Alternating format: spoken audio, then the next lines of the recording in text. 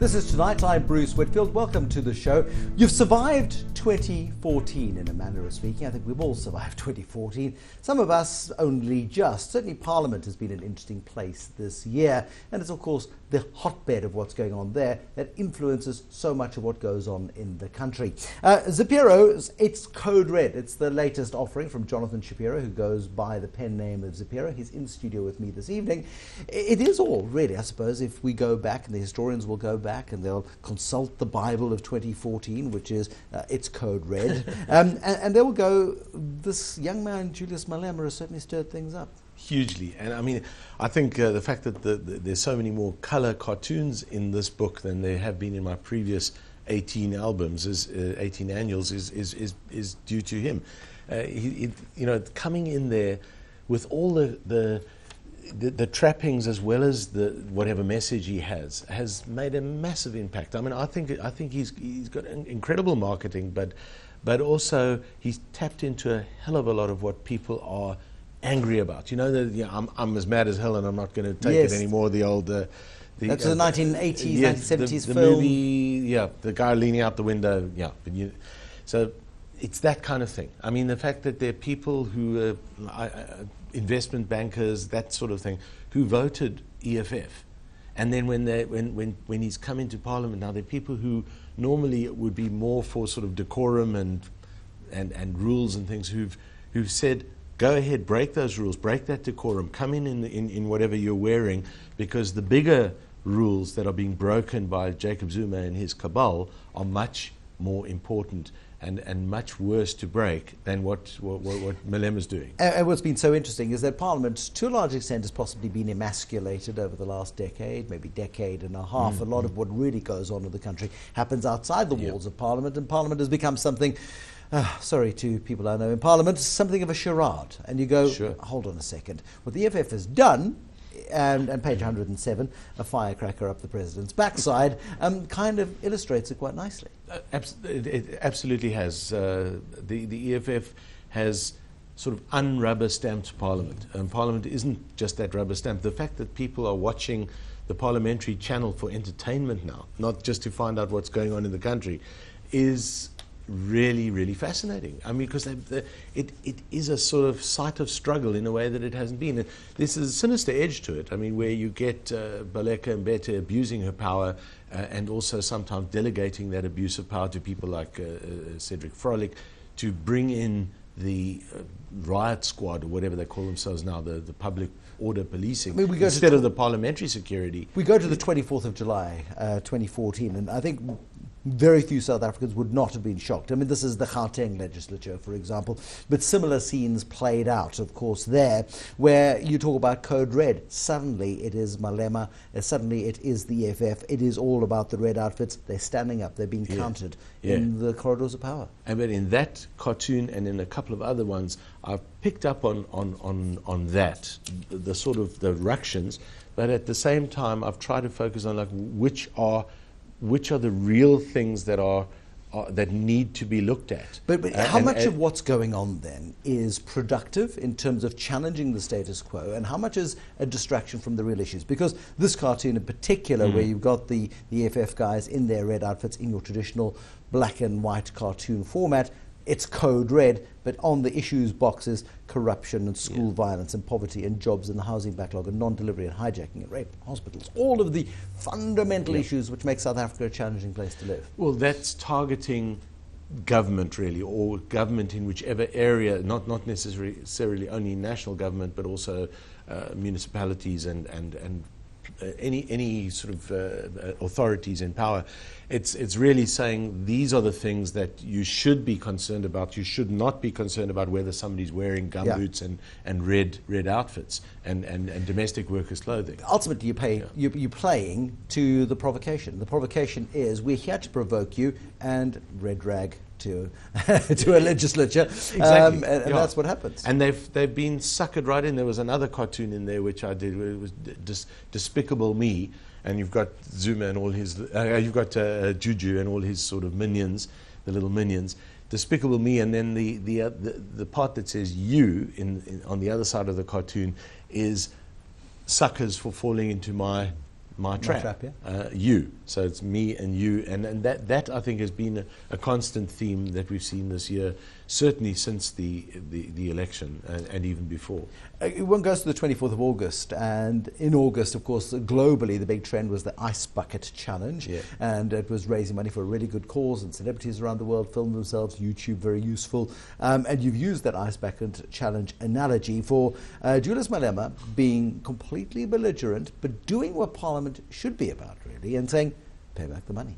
Pay back the money. Pay back the money. So that pay back the money. Jacob Zuma's Ice Bucket Challenge was, his coming to Parliament, thinking he'd get the kind of protection, the sort of wrong protection that he has been getting all this time, but nobody could have protected him from what ultimately happened. I mean, people who are prepared to break those rules of decorum and just say, why the hell are you not paying back the money? That hashtag pay back the money became massive from that day on. And yet, because of the complexity of the ANC and the position that the ANC finds itself in with a compromise leader, but in the politics of patronage, the way it has evolved in South Africa, where we're all dependent on the next person above us giving us the job we've got, they're dependent on the next one, and ultimately on number one. Nobody in Parliament sort of sits back and goes, hold on a second, Mr. Malema, the Honourable Malema, because you've got to stick to parliamentary protocol in these things. Doesn't SARS, which is an independent entity, sure it's an arm of state, isn't it looking for 12, 16 million rand from you, going back to the Ratanang Trust and going back to your failure to carry out tenders properly in Limpopo? And you reflect that as well. A man from SARS going, beg your pardon. Yeah. Parliament could have avoided a whole bunch of stuff that day if somebody just stood up saying, the Honourable Malema is out of line, he himself should pay back the money. Yeah. And a lot of this would have died away. They could have done it in the more... ironically, if they'd been a bit more parliamentary about their response, because it is about the cut and thrust and debate as well. If they had done that, as you say, they could have actually subverted some of that. They could have pulled the rug out from under his feet a little bit. But I don't think they would have been completely successful, because the big issue around Nkandla is so big that I think it dwarfs the fact that Julius Malema has some of those issues himself. But also maybe what it reveals is that everybody is so paranoid. It's the great big elephant in the room, and the elephant has got two trunks, and nobody wants to point it out. That everyone's so paranoid about that they're so busy focusing on the protection aspect that they're not looking strategically at ways of deflecting the bad politics. No, I think you're right.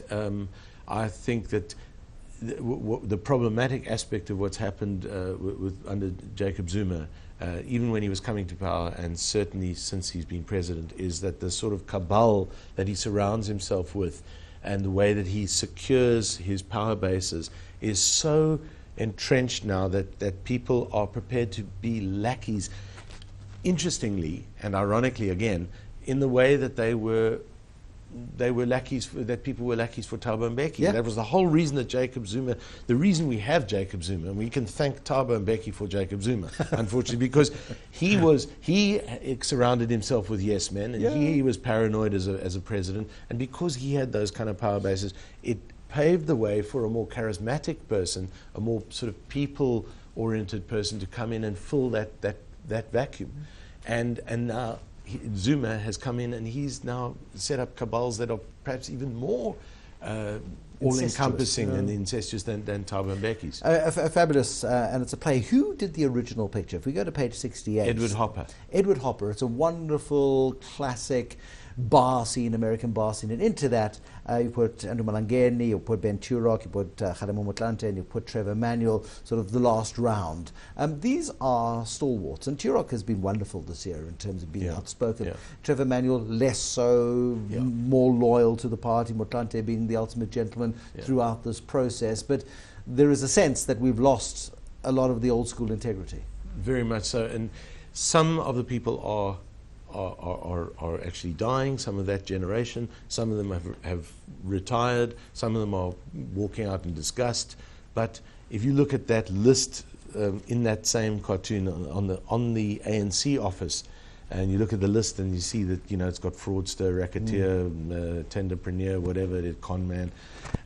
Those are the kinds of people that the ANC has been quite happy to have on their parliamentary list, and some of whom are now sitting in Parliament. And they say until the process is done and the person has been through court, and we have to listen to due process. It's a terrible message that they're sending right from the top. Then one looks at, say, goes forward to August 2014, page 133 of your book.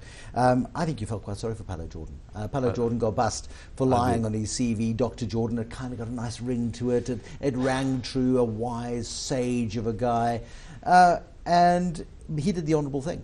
I got bust. He got caught. Well, it took about 10 days of ducking and diving, and before that, quite a long period of ducking and diving from the journalists. Fair enough. But he did eventually, and I understand how it happened. I don't really understand how it happened since about 92, 93. Sure. I understand how it happened in the struggle days. But he should have come clean. So how did Ellen Chabalala's happen then, the head of the SABC? That I do not. That I don't that you understand can't at all. Nobody understands. No. The recent these people are just charlatans. Paulo Jordan, I don't regard as a charlatan. I regard Paulo Jordan as one of the brightest people, and somebody I really still respect his integrity as someone with a tremendous amount to say, and somebody who's been invaluable. We miss him. We miss him. We absolutely miss him. But the people like Ellen Chabalala, Khladi Motsoneng, who clearly are just fraudsters who've managed to get to the top and lied about their qualifications or lack of them. That's a different story. Oscar, page 132, the lies of Oscar Pistorius. Jailbird Oscar Pistorius, of course, convicted on a charge, a lesser charge than one might have anticipated he would be convicted on. Some people say he got off. Well, I think it was always clear that the state would appeal, and the NPA, and they are appealing, and I believe that they'll be successful in their appeal.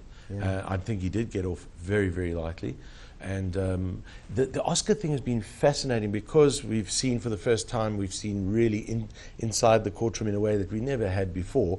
And we've listened to huge amounts of argument. Now, some of it has just been quite sensationalist, but there's also been quite a lot of interesting detail, and it's provided a way of looking at other things that happen in society, like other cases, politicians, what happens to Marikana, all of those things.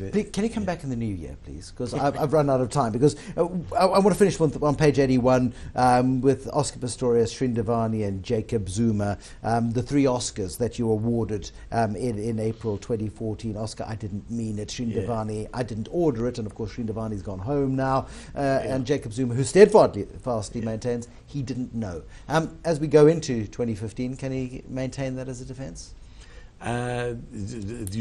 Speaking specifically about Jacob Zuma. Yeah, the rest. Of course, he can keep maintaining that. It's unbelievable how he's incredible. I remember asking him a direct question about why he was suing me, and I was at a Cape Town Press Club conference, and I asked a question from the floor, and his eyes opened a little wider for a second, and then he squirmed out. Nobody quite remembers the answer, and that's how he is. Yeah.